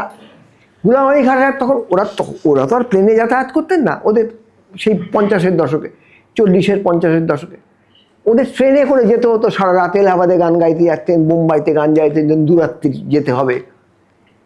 ওই সত্যেন মুখার্জির সঙ্গে না গেলে কিন্তু গোলাম আলী খাঁ সাহেবের গান বেরোবে না। উনি সব সময় সত্যেন মুখার্জিকে নিয়ে যেতেন। গোলাম আলী খাঁ সাহেবের যখন মৃত্যু হলো তখন ঘরোয়া পত্রিকায় সন্ধ্যা সেন লিখলেন যে গোলাম আলী খাঁ সাহেব দাঁড়িয়ে আছেন, এরকম বিরাট চেহারা তো, আর তার পাশে রোগা একটা শার্ট পরা, বড়ুয়া শার্ট ছিল না আগেকার দিনের, সে বড়ুয়া শার্ট আর ধুতি পরা, কাঁধে একটা চাদর নেওয়া, একটা ফর্সা মতন খিনাঙ্গি বাঙালি ভদ্রলোক। তিনি ছিলেন ওর সমজদার। উনি সামনে না থাকলে গোলাম আলী খাঁ সাহেব প্রাণ খুলে গান গাইতে পারতেন না। তাই এই যে মাঝে মাঝে 2-4 জন মাথা নাড়ছে, তাতে আমার বলতে আরও সুবিধে হচ্ছে যে এটা বুঝতে পারছিস পুরো জিনিসটা। সবাই তো, অনেকে তো নতুন আছে, তারা তো এই সবটা জানে না। তা ওই সময়ে ভাস্কর চক্রবর্তী আমাকে দেখতে যেতেন ওই বাড়িতে। ভাস্কর চক্রবর্তীকেও সেই মেয়েটি, বালিকাটি, ওই এরকম প্রশ্ন করতো। ভাস্কর চক্রবর্তী খুব মিষ্টি হেসে, আমরা যারা ভাস্কর চক্রবর্তীকে দেখেছেন তারা জানেন, হাসিটা কত মিষ্টি ছিল। হেসে বলতেন, এটা জানি না।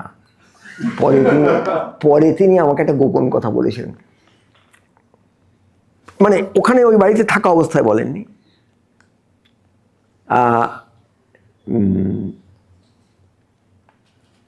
অন্য সময় যখন আমি সুস্থ হয়ে গেছি বা বাড়ি চলে এসেছি, তখন ভাস্কর চক্রবর্তী বলেছিলেন, আসলে আমি যে ওকে বলি যে জানি না, কারণ আমি যদি বলি আমি এটা জানি তাহলে ও দুঃখ পাবে, ও খুশি হবে বলে আমি ওকে জানি না বলি। আচ্ছা, তা সেই 10 দিন থাকার পর আমি বাড়ি আসছি। বাড়ি আসার আগে আমি ওই গল্পটা বলিনি। ওই যে শৈলেশ্বর ঘোষ, শৈলেশ্বর ঘোষ, ভাস্কর চক্রবর্তী, অরুণ সেন এবং ভাস্কর চক্রবর্তী, এই 3 জন রয়েছেন।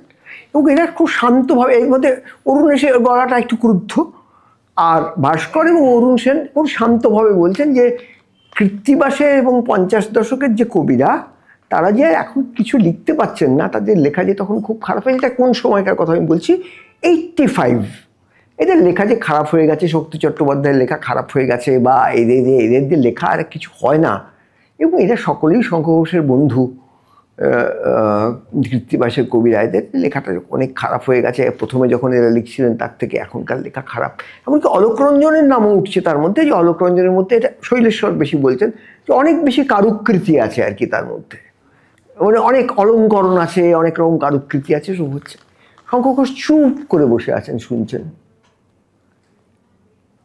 এবং এ কথাও শৈলেশ্বর একবার বললেন, এটা অরুণ সেন, ভাস্কর চক্রবর্তী কখনো বলতেন না। এরা তো সবাই আপনার বন্ধু। হ্যাঁ, বন্ধু, ঠিক। চলছে, তারপরে আমাদের চা দিয়ে যাওয়া হয়েছে, আমি চুপ করে বসে আছি।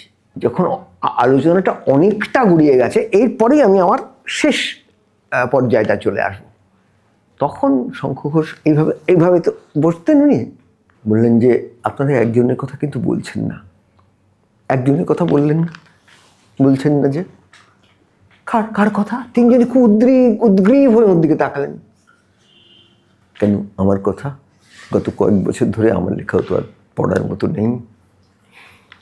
এইবার সমস্ত ঘরের মধ্যে প্রথমে একটা নীরবতা, তারপর সেটা একটা হাসিতে রূপান্তরিত হলো, বাকিদের হাসিতে। শঙ্খ ঘোষ কিন্তু সেই কথাটায় হাসিতে অংশগ্রহণ করলেন না। আপনারা সকলেই যারা শঙ্খ ঘোষের সঙ্গে একটু মিশেছেন জানেন, এরকম অন্তত 3 জন এখানে আছে, যেমন 3 জন তো আছেনই, যারা জানেন যে শঙ্খ ঘোষের কৌতুক করার প্রবণতা কি সাংঘাতিক ছিল, যে অসম্ভব সুন্দর সুন্দর কৌতুক করতে পারতেন। উনি কিন্তু সেই হাসিটায় অংশগ্রহণ করলেন না। কিন্তু উনি, সবাই ভাবলো যে আরেকজনের নাম যার কথা ওরা বলতে ভুলে গেছেন, কৃত্তিবাসের একজন কবি, বা ওই 50-এর দশকের একজন কবি যিনি খারাপ লিখছেন, তার কথা ওরা মিস করেছেন, এটা শঙ্খ ঘোষ বলে দেবেন। ঘোষ কি বললেন? বললেন, আর আমার কথা আপনারা বলছেন না? গত কয়েক বছর ধরে আমার লেখাও তো আর তেমন পড়ার মতো নেই। ওর কথাবার্তা ছিল এইরকম, হয়তো অতটা বাধা হবে না ছন্দে পড়তে, যদি মাত্রা গণনা করে না পড়ে শুধু কথা বলার মতো করে পড়েন, দেখবেন তাহলে হয়তো। আচ্ছা, এই জিনিসটার সূত্রে আমি একটা কথা বলি, যে মেয়েটি আমাকে প্রথম দরজা খুলে দিয়েছিল, ধূপ করে লাফিয়ে নামলো টুল থেকে, যে আমাকে কঠিন কঠিন জিজ্ঞেস করতো আমাকে, আর ভাস্কর চক্রবর্তী থেকে আমি উত্তর দিতে সত্যিই পারতাম না, আর ভাস্কর দা জানলেও বলতেন না। তা সে তার কিছুদিনের মধ্যে খবরের কাগজে তার ছবি বেরোলো। এখন সে উচ্চ মাধ্যমিক পরীক্ষা নাকি মাধ্যমিক পরীক্ষা প্রথম হয়েছে, সে আজকে আমাদের এখানে উপস্থিত আছে। শঙ্খ ঘোষের কন্যা, সে আমাকে খুবই দেখাশুনো করেছে সে সময়। মানে আমি যখন অসুস্থ হয়ে 10 দিন ওদের বাড়িতে ছিলাম। এইবার আমি আমার আজকের দিনের বলার শেষ গল্পটায় যাব, এবং আপনি একটু প্রস্তুত হবেন সুমন্ত। সেটা হলো, এক জায়গায় শঙ্খ ঘোষের সঙ্গে আমার দেখা হয়েছে, তখন বাজে সকাল 10:35, সেটা একটা 23শে জানুয়ারি, একটু গুঁড়ি গুঁড়ি বৃষ্টি পড়ছে, ওর গায়ে একটা শাল, আর কোনো ছাতা নেননি, হাতে একটা নীল রঙের হার্ড কভার বড় বই ধরা। আমাদের যেখানে দেখা হয়েছে সেই জায়গাটা কলকাতা থেকে বেশ অনেকটা দূরে, মানে ট্রেনে করে সেখানে যাওয়া আসা করতে হয়। আমি তাকে সারাদিনে মধ্যে প্রথমে জিজ্ঞেস করলাম যে আপনার হাতে ওটা কি বই? উনি বললেন, এটা ওকাম্পোর একটা জীবনী। আমি জিজ্ঞেস করলাম দ্বিতীয় প্রশ্নটা, কার লেখা? উনি বললেন, ডোরিস মায়ারের লেখা। উনি শেষ জীবনে ওকাম্পোর খুব কাছাকাছি ছিলেন। তারপরে আমি আমার তৃতীয় প্রশ্নটি করলাম, তারপর আর আমার প্রশ্ন করার অবকাশ হয়নি। আমি জিজ্ঞেস করলাম, এই বইতে কি আছে? চুপ করে থাকলেন, তারপর বললেন, কি আছে?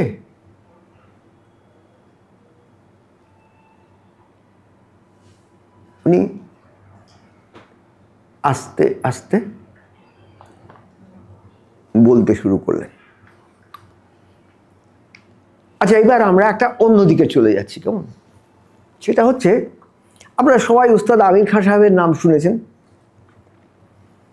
এই যে ভাস্কর চক্রবর্তীর যখন প্রথম উদিত হন 1971 সালে, ওর বই বেরোয় শীতকাল কবে আসবে উপন্যাস, সে সময় 70 দশকের প্রথম দিকে অনেক কবি সবাই ভাস্কর চক্রবর্তীর মতো করে লিখতেন। তাদের মধ্যে একজন নাম হচ্ছে অলোকনাথ মুখোপাধ্যায়। একেবারেই উনি ভাস্কর চক্রবর্তীর মতো লিখতেন। ভাস্কর চক্রবর্তী যখন গদ্যে লিখছেন, তারপর ভাস্কর চক্রবর্তী একসময় এসো সুসংবাদে এসোর সময় অক্ষরবৃত্ত ছন্দে লিখতে লাগলেন। তখন যেভাবে ভাস্কর চক্রবর্তী অক্ষরবৃত্ত ছন্দকে লিখছেন, সেভাবে উনি লেখার চেষ্টা করতে লাগলেন। এটা হয়েছে। শ্রীকান্ত বাকরে বলে একজন খেয়ালিয়া ছিলেন, ঠিক খুবই ভালো খেয়াল গাইতেন, এবং তিনি 50-এর দশকে 60-এর দশকে রেডিওতে এবং 70-এর দশকেও দশকেও, কারণ 74 সালে তো আমির খান সাহেব ওই গাড়ি দুর্ঘটনায় মারা যান। তারপরেও সে বাকরেজি কিন্তু গেয়েছেন, এবং বাকরেজি মানে আপনার অখিল ভারতীয় কার্যক্রম অর্থাৎ ন্যাশনাল রেডিওতে, মানে দিল্লি রেডিওতে মাসে একটা প্রোগ্রাম হয় ক্লাসিক্যালের, সেইটাতেও উনি গাইতেন। বাকরেজি ছিলেন আমির খান সাহেবের একেবারে মানে এক অত্যন্ত ঘনিষ্ঠ একজন সাগরেদ, মানে শিষ্য, এবং উনি মনে করতেন আমির খান সাহেবের মতো যদি গাইতে একটুও পারি, খান সাহেবের মতো ওস্তাদজির মতো একটু গাইতে পারি, তবেই যথেষ্ট। উনি ওর নিজের গায়ন পদ্ধতি খোঁজবার কোনো চেষ্টা করেননি। আমি এই গল্প যেটা এখন আপনাদের কাছে বলতে যাচ্ছি এবং যেগুলো সুমন্ত বাজাবে, সে গল্প আমি শুনেছি ডক্টর মুকুন্দ লাঠের কাছে। এই মুকুন্দ লাঠকে হয়তো অভিজিৎ চক্রবর্তী দেখে থাকবেন। মুকুন্দ লাঠ তিনি কয়েক বছর আগে 92 বছরের বয়সে মারা যান।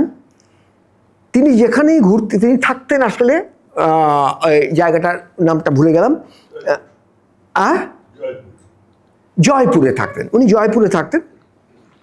উনি ধ্রুপদ গাইতেন, কিন্তু উনি লিখতেন সঙ্গীতের উপর আলোচনা, লিখতেন শিল্পের উপর আলোচনা, যেমন গণেশ পাইনের ওপর ওর গুরুত্বপূর্ণ আলোচনা আছে। উনি সারা ভারতবর্ষের শিল্পীর ওপর লিখতেন এবং বিদেশি শিল্পীদের উপর লিখতেন, এবং লিখতেন এই যে আমাদের সংস্কৃত পুরনো কাব্যতাত্ত্বিকরা আছেন বা কবিরা আছেন, তাদের নাম তুমি যেমন জানো, তুমি দু একটা নাম বলতে পারো, তাদের ওপর উনি বই লিখতেন। এবং উনি ওই যে বিড়লারা যে একটা পুরস্কার দিয়ে থাকেন না, যে ইয়ের ওপরে কি বলে, বেশ কয়েক লাখ টাকার পুরস্কার আর কি, 5 লাখ টাকার পুরস্কার, ওই এই দর্শন সম্পর্কিত বই লেখার জন্য, তা তিনি পেয়েছিলেন। আমার যখন 45 এবং তার যখন 68, তখন আমার মুকুন্দ লাঠের সঙ্গে বন্ধুত্ব হয়। উনি বাংলা বলতে পারতেন, বাংলাটা ভেঙে ভেঙে বলতেন, আস্তে আস্তে বলতেন, কিন্তু যখন গান গাইতেন গলাটা ছিল এরকম। কি জানেন, আসলে ব্যাপারটা হচ্ছে উনি আমির খান সাহেবের মতো গান গাইতে পারলে খুশি হতেন, এরকম ভাই কথা বলতেন। কিন্তু যখন ওই সুরপেটি সব সময় ওর গাড়িতে থাকতো, আমাদের বাড়িতে এলেই উনি সুরপেটি চালিয়ে একটা গান শোনাতেন আমাদের। তা তখন কাবিজিও রান্নাঘর থেকে এসে বসতো সামনে, মুকুন্দজি এসছেন, অথচ কোনো গান হয়নি, এমন কখনো হয়নি আমাদের বাড়িতে। এই যে আকার প্রকার বলে একটা হিন্দুস্তান পার্কে একটা গ্যালারি আছে, তার যে মালিক ওর পুত্র। আচ্ছা, এইবার উনি ওই ছেলের কাছে মাঝে মাঝে আসতেন, তখন এসে আমাদের বাড়িতে দেখা করতেন আমার সঙ্গে। আমাদের মধ্যে 23 বছরের ডিফারেন্স। তার কাছে একটা গল্প শুনেছি। আমির খান সাহেবের ছিল গলায় ফেরিনজাইটিস, কিন্তু গান গাওয়াই ছিল। যদি আপনারা আমির খানের উপরে ডকুমেন্টারি দেখে থাকেন তাহলে দেখবেন যে উনি এই মাদুরের ওপর বসে আছেন, তারপরে উনি বালতি থেকে তলা বাড়িতে বালতি থেকে জল তুলে ছেলেকে চান করাচ্ছেন, অত্যন্ত সাধারণ জীবনযাপন করতেন। এখনকার মার্গসঙ্গীতের শিল্পীরা যে পরিমাণে বৈদেশিক মুদ্রা উপার্জন করেন, তখন তো সেই সুযোগটা ছিল না। তা ওরা খুব সাধারণ জীবনযাপন করতেন আর কি। তা আমির খান সাহেব বড়দাতে থাকতেন, আর এই মুকুন্দ লাঠ এমনিতে বুঝতেই পারছেন যে ওদের এই যে জ্ঞান মঞ্চটা ওদের, তারপর ধরুন তার পাশে যে স্কুলটা আছে সেইটা ওদের, তারপর একটা পেট্রোল পাম্পও আছে কলকাতায়, সেটা ওদের। ফলে ওদের কোনো ওই গান শোনার ক্ষেত্রে সারা ভারত ঘুরতে কোনো অসুবিধে হতো না। মুকুন্দ লাঠ আমির খান সাহেবের বাড়িতে যখন ঢুকছেন, তখন ওরা শুধু তানপুরার আওয়াজটা পাচ্ছেন। আপনারা যারা আমির খান সাহেবের ছবি দেখেছেন, বেশিরভাগ ক্ষেত্রে দেখবেন যখন তানপুরা উনি বাজাচ্ছেন ওর চোখটা বন্ধ থাকে। আর যারা ওকে সামনে বসে গান গাইতে শুনেছেন, যেমন কবির সুমন শুনেছেন অনেকবার, তারা দেখেছেন ওর চোখটা বন্ধ থাকতো, উনি আঙুলটা তানপুরার উপরে চালাতেন। ওরা ওই আওয়াজটা শুনতে পাচ্ছেন। মুকুন্দ লাট আর শ্রীকান্ত বাকরেজি ওকে বলেছেন যে ওস্তাদজি রেওয়াজ করছেন। বাকরেজিকে নিয়ে ঢুকেছেন মুকুন্দ লাট, গিয়ে দেখলেন একটা পাশে এক গ্লাস দুধ রাখা আর গলায় একটা কমফর্টার জড়ানো। আমির খান সাহেব বিরাট লম্বা চোহারা চেহারা ছিল তো, তা উনি তানপুরার ওপর আঙুল চালাচ্ছেন আস্তে আস্তে। ওরা যে ঘরে ঢুকেছেন সেই সেন্সটা ওর নেই, উনি বুঝতেই পারেননি ওরা ঘরে ঢুকেছেন। ওরা গিয়ে ঘরের এক কোনায় মেঝেতে চুপ করে বসে পড়েছেন। এইবার আপনি প্রথম অংশটা একটুখানি বাজান।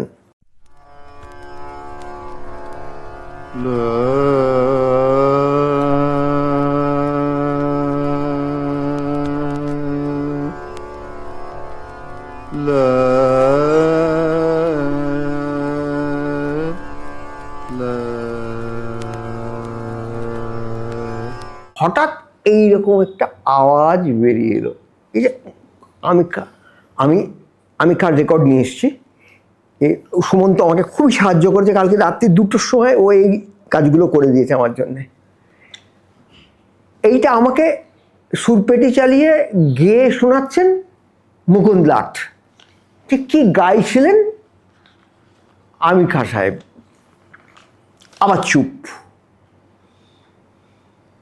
আবার 15 মিনিট চলে গেল, কোনো শব্দ নেই, শুধু তানপুরার আওয়াজ।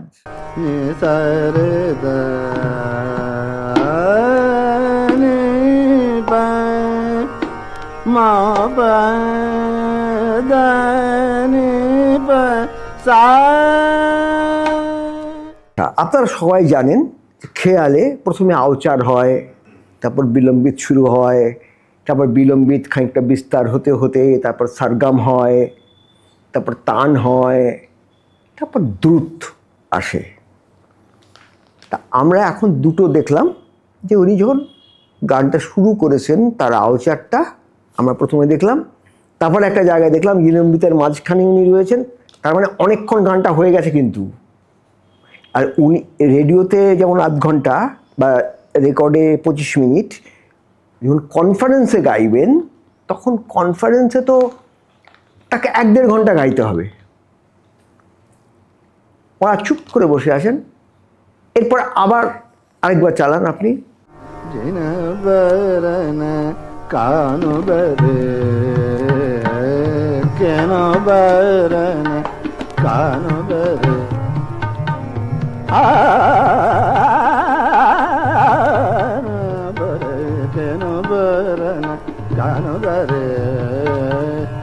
একটা গান থেকে আমি 30 সেকেন্ড তো কেটে নিয়েছি, এরা আমার জন্য সুমন্ত করে রেখেছে। এইটা চলল 1.5 ঘন্টা ধরে। 1.5 ঘন্টার মধ্যে আমির খান সাহেব চোখ খুললেন না। আমাকে মুকুন্দ লাট ওই সুরপেটি চালিয়ে উনি বলছেন যে আমরা চুপ করে রয়েছি, হঠাৎ একটা বাঘের মতো আওয়াজ বেরিয়ে আসছে খান সাহেবের গলা থেকে। উনি এটা গাইছেন, তখন আমি বুঝতে পারছি যে গানটা প্রথমে আউচারে ছিল, তারপর বিলম্বিতে এসেছে, তারপর বিলম্বিতের বিস্তারে গেছে, তারপর সারগাম হচ্ছে, তারপর উনি দ্রুতে গেছেন। এই ঠেকাটা শুধু থাকছিল না, মানে আমাকে যখন মুকুন্দ লাট শোনাচ্ছিলেন তখন তার সঙ্গে ঠেকাটা ছিল না। এই ঠেকাটা দিয়েছেন আফাক হোসেন, তা এই ঠেকাটা ছিল না তার সঙ্গে। এবং আমির খান সাহেবও যখন রেওয়াজ করছিলেন তখনও তার মধ্যে এই ঠেকাটা ছিল না। উনি বললেন যে খানিকক্ষণ পর, মানে 1.5 ঘন্টা হয়ে যাওয়ার পর উনি থামলেন।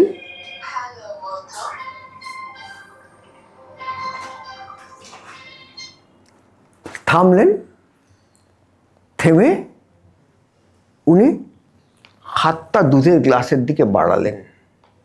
এই সময় উনি দেখতে পেলেন আমাদের। देखते पे बोलें, ओ तुम लोग आया, कब आया, बताया नहीं। बाकरे जी बोलेंगे उस्ताद जी आपने रिवाज करना, आपका रिवाज चलता था, मैं कैसे बात कहूँ। তখন বললেন দেখো কি মুশকিল, আমার তো এই ক্ষুধা আমাকে এই গলার কষ্টটা দিয়েছে, আমার ডাক্তার বলে দিয়েছেন যে এখন একেবারেই রেওয়াজ করা গান গাওয়া চলবে না। কিন্তু 15 দিন পরে আমার ইয়েতে মানে মহারাষ্ট্রে বোধহয় কোথায় কোনো একটা জায়গায় একটা কনফারেন্সে গাইতে হবে। আর এই গাওয়াটা ছিল ওদের একমাত্র প্রফেশন। উনি গাইলে সেখানে যে টাকাটা পাবেন সেই টাকাটা দিয়ে উনি সংসার করবেন, মানে সংসার চালাবেন আর কি।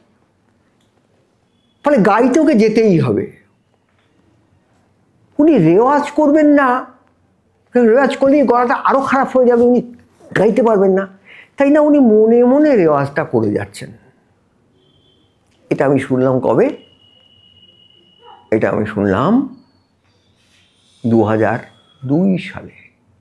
এবার আমি আবার ফিরে যাই সেই জায়গাটায়। 1980 সালের 23শে জানুয়ারি একটা জায়গায় আমার সঙ্গে শঙ্খ ঘোষের দেখা হয়েছে। তার গায়ে একটা সাদা রঙের শাল জড়ানো এবং হাতে একটা নীল রঙের মোটা হার্ড কভারের ইংরেজি বই। তা আমি ওই 3টে প্রশ্ন করেছি। আমি তৃতীয় প্রশ্নটা করেছি, অর্থাৎ এই বইতে কি আছে এই প্রশ্নটা করেছি। তখন একটু হাসলেন, হেসে বললেন কি আছে বলে, ওটাই আমার শেষ প্রশ্ন। উনি আস্তে আস্তে বলতে শুরু করলেন, বইটার বিষয়ে বলতে শুরু করলেন। তারপরে আমরা যেখানে ছিলাম সেখানে এক একটা বাড়ি বাকারি জায়গা থাকে না, যেখানে প্রাইভেসিটা একটু কম থাকে, মানে মানুষ আসছে চলে যাচ্ছে, চা নামিয়ে দেওয়া হলো, লুচি আর তরকারি জল খাবার দেওয়া হলো, খেলেন, খেতে খেতে কথা বলছেন, আস্তে আস্তে কথা বলছেন, মাঝে মাঝে থামছেন, থেমে আবার যখন শুরু করছেন কথাটা তখন হয়তো বলছেন এতটাই যে তখন কাউন্ট কাইজারলিংয়ের কথা বললেন, তারপরে আরও কারোর কথা বললেন, যাদের সঙ্গে ওকাম্পোর সারা জীবনে যোগাযোগ হয়েছে এমন অনেকের কথা বললেন, কয়েকজনের কথা বললেন, এবং মাঝে মাঝে থেমে বলছেন এতটাই যে বলে একটা জায়গায় থামছেন, থেমে আবার শুরু করছেন। আপনাদের নিশ্চয় ধারণা, আপনারা অনেকেই জানেন এই জিনিসটা, যে একদম প্রথমে আমাদের ক্লাসিক্যাল, আমাদের কলকাতায় কেজি গিন্ডে একটা বক্তৃতা দিয়েছিলেন। এই আমাদের এই যে আর নাম কি, গিন্ডে সাহেব মারা গেছেন 83 বছর বয়সে, এই সঙ্গীত রিসার্চ একাডেমিতে। তাতে উনি দেখিয়েছিলেন একদম প্রথমে ছিল প্রবন্ধ, অর্থাৎ প্রবন্ধ, তারপরে এলো ধ্রুপদ, তারপর ধ্রুপদ থেকে এলো খায়াল, অর্থাৎ এখানে তুমি তোমার মনকে মেলতে পারো, তারপর তার থেকে এলো ঠুমরি, এখানে তুমি তোমার লাস্যকে প্রকাশ করতে পারো, এই শৃঙ্গার রস আছে রাগের মধ্যে, এই তারপরে ঝুলা, দাদরা, কাজরি, শাওনি, এইসব যাচ্ছে। ঠিক আছে, প্রবন্ধ যখন আপনারা, এখানে অনেকেই আছেন যারা প্রবন্ধ লেখেন, জানেন যে তারা প্যারাগ্রাফ শেষ করেন। ধ্রুপদ গানে আপনারা দেখবেন, আমরা কোনো ধ্রুপদ গানের রেকর্ড আনিনি, ধ্রুপদ গানের রেকর্ডে আপনারা দেখবেন একটা জায়গায় আসার পরে গায়ক একটু বিরতি নিয়ে একটা বিশেষ স্বর দিয়ে আবার স্থায়ে এসে দাঁড়ান, দাঁড়িয়ে তার পরের পদ্ধতিটা আরম্ভ করেন, তার পরের যে স্টেপটা সেটা আরম্ভ করেন, ঠিক অঙ্কে যেটা হয়। এই যে অ্যান্ড্রু ওয়াইলস যে ফেমাস লাস্ট থিওরেমের প্রমাণ করেছিলেন 1994 সালে, সেটা সেই বক্তৃতার উনি কীভাবে দিয়েছিলেন, সেই টকটা উনি কীভাবে দিয়েছিলেন, উনি অঙ্ক করে যাচ্ছেন, বোর্ডটা শেষ হয়ে যাচ্ছে, তখন কিন্তু এত কম্পিউটারের ব্যাপারটা ছিল না। আমিও যখন 2003-এ আমেরিকায় যাই, মানে উনি ওই আপনার ফেমাস লাস্ট থিওরেম সমাধান করার 9 বছর পরে খুব চেষ্টা করেছিলেন ওর সঙ্গে দেখা করতে, নিউ জার্সি থেকে গিয়ে দেখা করতে। তো উনি না ওর ফোনে পাওয়া যায় না, ও গেলে ওই ইউনিভার্সিটিতে ফোন করে বলে যে উনি ওর ক্লাসে আছেন, কিংবা উনি ওর নিজের ঘরে আছেন, মানে উনি বাইরের জগতের সঙ্গে যোগাযোগ করেন না। সব উনি লিখে যাচ্ছেন, সমস্ত ঘর নিস্তব্ধ, এইবার মুছে দিচ্ছেন এগুলো একবারে শেষ হলো যখন, তখন উনি বললেন, so this way the Taniyama Shimura conjecture reigns and it leads to বলে খুব আস্তে আস্তে বললেন, বলে বেরিয়ে চলে গেলেন ঘর থেকে। একবারও বললেন না যে আমি ফিল্ডস মেডেলটা আমি কি বলে বলুন অভিজিৎ, ফেরমাস লাস্ট থিওরেম সমাধান করেছি 358 বছর পরে, এটা বললেন না। শঙ্খ ঘোষ একবারও আমাকে বললেন না যে ওই ছন্দটা তুমি ভুল পড়ছো খোকা। উনি একবারও আমাকে বললেন না তুমি এই যে প্রশ্নটা আমায় করছো যে আমি ওদের কাছে বিক্রি হয়ে গেছি, তাই জন্যে ওদের কাছে আমি এই ধরনের মানে সমাজের মধ্যে যে সমস্ত অনাচার তাই নিয়ে বই লিখেছি, এই প্রশ্নটা আমাকে অপমান করছে, এই কথাটা উনি একবারও বললেন না আমাকে। আন্ডারস্টেটমেন্ট, যেখানে স্টেটমেন্ট দেওয়ার, সোজা স্টেটমেন্ট দেওয়ার কথা, সেটা উনি বলতে পারেন। কি বলতে পারেন? পুলিশ কখনো কোনো অন্যায় করে না, তারা যতক্ষণ আমার পুলিশ, সেটা কিন্তু তিনি ঠিক বলবেন। এইবার ঘরে যারা বসেছিল, এইবার ধরো যাক বাড়ি থেকে আমাকে বুকুন ফোন করলো, আমার ফোনে হয়তো ফোন এলো, এক্ষুনি একজনের কাছে একটা ফোন এসেছিলো, বেজে উঠলো, শুনলাম। তাকে যদি বুকুন আমার জিজ্ঞেস করে তুমি কোথায় আছো, বলে আমি পড়শিতে আছি। বুকুন সঙ্গে সঙ্গে বুঝবে, বুকুন তো পড়শিতে আসে, বুকুন বুঝবে যে আমি বাড়ি থেকে বেরিয়েছি, বেরিয়ে বাইপাস ধরেছি, বাইপাস ধরে আমি আনোয়ার শাহ ধরেছি, আনোয়ার শাহ কারেন্টার ধরে যোধপুর পার্ক ঢুকেছি, ঢুকে আমি পড়শিতে এসেছি। তেমনি ওই তানিয়ামা শিমুরার মধ্যে শিমুরা বেঁচে ছিলেন, শিমুরা ছিলেন, শিমুরা এই 2019-এ মারা গেলেন। এবং তানিয়ামা 37 বছর বয়সে আত্মহত্যা করেন। তানিয়ামার মনে হয় যে আমার মাথা একদম ফাঁকা হয়ে গেছে, আমি আর কিছু সৃষ্টি করতে পারবো না, আমি নতুন অঙ্ক ভাবতে পারবো না, অঙ্ক সম্পর্কে কিছু ভাবতে পারবো না। উনি যখন হারাকিরি করেন, আত্মহত্যা করেন। আপনাদের মনে পড়বে এই 37 বছর বয়সেই ভ্লাদিমির মায়াকভস্কি, যিনি কবি, তিনি মাথার মধ্যে বুলেট ঢুকিয়ে দিয়েছিলেন। আপনাদের মনে পড়বে এই 37 বছর বয়সেই আরেকজন শিল্পের চিরস্থায়ী মানুষ, তার নাম হচ্ছে ভ্যান গগ, তিনি আত্মহত্যা করেন। এই যে আমি এই 37 বছর বয়সটাকে এই চিহ্নিত করলাম 3 জনের 3 দিক থেকে। তা নিয়ে আমার শিমুরা যে কনজেক্টরটা তৈরি করেছিলেন, যেমন জেনারেল থিওরি অফ রিলেটিভিটি যে প্রমাণ করেন আমাদের আইনস্টাইন, তখন তিনি বার্নার্ড রিমন বলে একজনের একটা ডিফারেন্সিয়াল জিওমেট্রি বলে একটা অঙ্কের একটা পদ্ধতি ব্যবহার করেন সেখানে, ওই ইয়েটাকে প্রমাণ করার জন্যে, ওই জেনারেল থিওরি অফ রিলেটিভিটি প্রমাণ করার জন্যে। তেমনি অ্যান্ড্রু ওয়াইলস তানিয়ামা শিমুরা কনজেকচারকে ব্যবহার করলেন এবং তাকে সেই কনজেকচারকে ভেদ করলেন, করে উনি ফিল্ডস কী বলে আপনার বারবার ফিল্ডস মেডেলটা মুখে আসছে, ওটা উনি পেয়েছিলেন, ওটার জন্য ফেরমাস লাস্ট থিওরেম সমাধান করলেন। ওইখানে যে সারা পৃথিবীর গণিতজ্ঞরা বসেছিলেন, সেই গণিতজ্ঞরা তখন বুঝতে পারছেন ও জয় তার মানে রয়েছে পড়শিতে, তার মানে জয় বেরিয়েছে শ্রাবণীতে, মানে সেক্টর 3 থেকে, সেখান থেকে বাইপাস ধরেছে, বাইপাস ধরে তারপরে ও আনোয়ার শাহ ধরেছে, আনোয়ার শাহ ধরে যাদবপুর থানা ক্রস করেছে, করে ও যোধপুর পার্কে ঢুকে পড়শিতে এসছে। ও তাহলে তানিয়ামা শিমুরা কনজেক্টর সলভ করেছে, করে তার মানে তো কি বলে ফেরমাস লাস্ট থিওরেম সলভ করে দিয়েছে। নিজে একবারও বললেন না, নিজে একবারও বললেন না অ্যান্ড্রু ওয়াইলস যে আমি ফেরমাস থিওরেম লাস্ট থিওরেম সলভ করেছি। এই যে 358 বছর ধরে কেউ সলভ করতে পারেনি এবং লোকে ভেবেছিল এটা সলভ হবে না। আমি একটা ভিডিও দেখেছি, একটুখানি এই প্রসঙ্গটা যখন উঠেছে বলিনি, একজন সাংবাদিক বারবার প্রশ্ন করছে ওকে যে তোমার কি মনে হলো যখন তুমি এটা সলভ করলে, এই ইয়েটা কি বলে এই থিওরেমটা সলভ করলে, তখন তোমার কি মনে হলো? বলছে ইট ওয়াজ অ্যান ইভিনিং। আরে এরা তো আলী আকবর খান সাহেব কথা বলতে পারতেন, অনেক কথা বলতে পারেন। এরা চিন্তা করেন স্বর দিয়ে, অর্থাৎ শুদ্ধ মধ্যম, কোমল গান্ধার, শুদ্ধ ধৈবত, এই দিয়ে এরা চিন্তা করেন। তেমনি যে ম্যাথমেটিশিয়ান, সে চিন্তা করে সিম্বল দিয়ে, রাশি দিয়ে, সংখ্যা দিয়ে সে চিন্তা করে। জিওমেট্রিক প্রসেস দিয়ে সে চিন্তা করে। তার চিন্তা তো আমার মতো শব্দ দিয়ে নয়, সে শব্দ দিয়ে কথা বলতে পারে না। পেইন্টার, সে চিন্তা করছে রং আর রেখা দিয়ে। সেটা সবাই যে কথা বলতে পারবে তা তো নয়।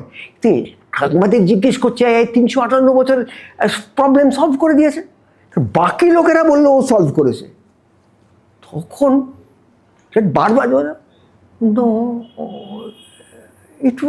it was a long afternoon। এ তো এটা শুনতে চায় না, এ তো জিজ্ঞেস করছে না তোমার কি মনে হলো। আমি আমার ওয়াইফকে বললাম যে আমাকে কি এক কাপ কফি পেতে পারি আমি, may I have a cup of coffee. আমাকে কফি দিয়ে গেল। আমি কফিটা নিয়ে আমি আবার আমার পেপারসের দিকে তাকালাম, আমি দেখলাম তাহলে এটা হয়ে গেছে। হ্যাঁ, এটা তাহলে হলো। এত মানে ঠিক যেন নিখিল ব্যানার্জি সেতার বাজাচ্ছে, মানে কোনো দিকে তার কোনো নজর নেই, এই আস্তে আস্তে কথা বলছে। সাংবাদিক তো তার কাজ করবে, সে গলা টিপে ধরলো, তার কি মনে হলো। তখন না লোকটার, আমি ভিডিওটা দেখেছি, এই জায়গাটা কাঁপতে লাগলো, এই মুখের এই জায়গার মাংসপেশিটা কাঁপতে লাগলো, এই গালের পেশিটা কাঁপতে লাগলো, ঠোঁটটা থরথর করে কেঁপে উঠলো। তারপর তার চোখ জলে ভরে গেল। ও বলতে পারলো ইট ওয়াজ অ্যান আনবিলিভেবল বিউটি বলেই মুখটা সরিয়ে নিল, কারণ জানে ক্যামেরাটা মুখের দিকে আছে, আর তলা থেকে না মুখটা আরম্ভ করলো। আমি প্রসঙ্গগুলো কেন শঙ্খঘোষ সম্পর্কে বলছি যে এই মানুষটাও ছিলেন খুব আন্ডারস্টেটমেন্টের মানুষ। একজনের কথা বললেন না আপনারা কিন্তু একজনের কথা বললেন না। সেটা কে? নিজে। আমার লেখা খারাপ হয়ে গেছে, আমার সবাইকার লেখা যদি খারাপ হয়ে গিয়ে থাকে, আমি কে মহাপুরুষ যে আমার লেখা ভালো হবে? এটা ছিল ওর ভেতরে, এটা শেখার জিনিস। আচ্ছা, উনি বলছেন কথা, আমি জিজ্ঞেস করেছি ওকাম্পুর বইটায় কী আছে, তারপর ভাত দেওয়া হয়েছে। উনি ভাত মাখছেন, আস্তে আস্তে খাচ্ছেন, আঙুল দিয়ে মাখছেন, একটু করে তুলছেন, আর আমার সঙ্গে কথা বলে যাচ্ছেন। আমি তো পাশে বসে আছি, উনি আমায় বলে যাচ্ছেন।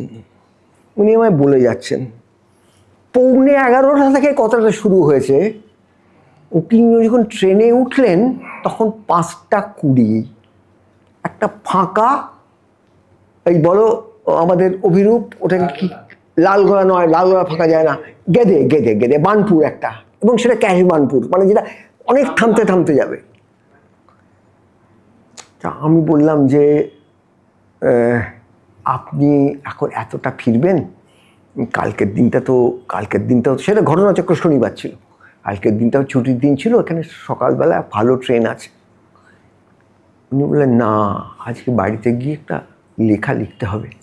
আমি সারাদিন ধরে আপনি এখানে রইলেন, অতটা জার্নি করলেন, আমার বাড়ি গিয়ে এখন লিখবেন? লিখতেই হবে, প্রতিশ্রুতি দিয়েছি যে সকালে লেখাটা নিতে আসবেন ওরা। মিটে গেল। আমি অসুস্থ হলাম, বাড়িতে গিয়ে রইলাম। 10 দিন পরে আমি যখন ফিরে আসছি, একটা 12 মাস পত্রিকা নতুন বেরিয়েছে। সেই 12 মাস পত্রিকায় ওর একটা লেখা আছে। সেই লেখাটার কি নাম? সেও আমি নই। আপনাদের মধ্যে এখানে যারা আছেন তারা শঙ্খ ঘোষের গদ্য সমগ্র যদি পড়েন তাহলে তার মধ্যে লেখাটা পাবেন। আমি বাড়ি গেলাম, বাড়ি গিয়ে স্নান টান করে আমি লেখাটা পড়তে বসলাম। এবার আপনি বুঝতে পারবেন আপনারা কেন আমি আমির খান সাহেবের কথাটা বলেছি। আমি পড়ছি আর চমকে উঠছি, কারণ প্রত্যেকটা এই যে প্রবন্ধের কথা বললাম আমি ধ্রুপদের প্রসঙ্গে, বা ধ্রুপদ যে একটা পর্যায়ে থেমে আবার পরের পর্যায়টা আরম্ভ করে, আমি না বুঝতে পারছি যে উনি যে কথাগুলো বলছিলেন আমাকে, ওগুলো প্যারাগ্রাফ বলছিলেন এক একটা, প্রত্যেকটা বাক্য আমার চেনা। এমনকি এতটাই যে বলে যে কমাটা, সেখানে যে উনি একটু থামছেন সেটা আমার চেনা, আমি ওর কণ্ঠস্বর শুনতে পাচ্ছি। আমি যে আপনাদের বললাম না যে আজকে আমার মনে হচ্ছে যে উনি আজকে এখানে আছেন, তার কারণ কি আমি ওর কণ্ঠস্বর শুনতে পাই। ওই লেখাটা পড়ছি, আমি বুঝতে পারছি কি আশ্চর্য, এই সমস্তটা তো আমার জানা, এই সমস্তটা। অর্থাৎ ওই দিনটা উনি কী করেছেন, ক্লাসিক্যাল মিউজিকে একটা রেওয়াজের একটা পদ্ধতি আছে, তাকে বলে চিন্তন। অর্থাৎ যখন তুমি এমন জায়গায় নেই যে তুমি গান গাইতে পারছো, তখনও তুমি যে সুরের, যে রাগটা, কোনো একটা রাগ নিয়ে ভাবছো, সেই রাগটাকে তুমি চিন্তা করে যাও, তার স্বরগুলো, তার কোন কোন রাস্তায় এগোবে, তুমি সেটা চিন্তা করে যাও, ওটাকে চিন্তন বলে। আমির খান সাহেব ওই পদ্ধতিতে রেওয়াজটা করছিলেন, যার জন্যে বাকরেজি আর মুকুন্দ লাট বসে থেকে দেখেছেন 1.5 ঘন্টার মধ্যে উনি একবার আওচারটা করলেন, তারপর আবার সব চুপ। 15-20 মিনিট পরে উনি একটা বিলম্বিতের মাঝখানে চলে গেছেন, তার 15 মিনিট পরে তানের মাঝখানে চলে গেছেন, একেবারে শেষে উনি দ্রুততা গাইছেন। 1.5 ঘন্টা ধরে পুরো খেয়ালটা মনে মনে গিয়েছেন। এই শঙ্খ ঘোষ সেই প্রবন্ধটা পুরোটা আমার সঙ্গে গল্পচ্ছলে বলেছেন, এবং আমি ওই জন্যে সমস্ত জিনিসটা এত চেনা পাচ্ছি। এই যদি প্রতিভা না হয়, তাহলে প্রতিভা কে? এইটা আমি শিখেছি যে আত্মসম্বরণ কোথায় করতে হয়। শিখতে পারিনি, শিখতে চেষ্টা করেছি। আমি অ্যান্ড্রু ওয়াইলসের সঙ্গে তার মিল পেয়েছি। অ্যান্ড্রু ওয়াইলস নিজে বলেনি যে আমি ফেরমাস থিওরেম সলভ করলাম, লোকটা আমায় নিজে বলেনি, খোকা তুমি ভুল করছো, আমি 3 বছর আগে আমার ছন্দের বারান্দা বই বেরিয়েছে, যে লোকটা ছন্দের বারান্দা বই লিখতে পারে, সে এইরকম ঠিকই ভুল করবে না ছন্দে। বলেননি। এবং আমি সেই ভাগ্যবানদের একজন, সেটা আমি জানতে পেরেছি। জানতে পেরে গিয়ে যখন তাকে আক্রমণ করেছি, তখন তিনি আমায় বলেছেন, নিজে কোনো জিনিস নিজে খুঁজে বার করার যে আনন্দ, সেটা কি কম বলো? সেটা অনেক, সেই আনন্দটা অনেক নয়।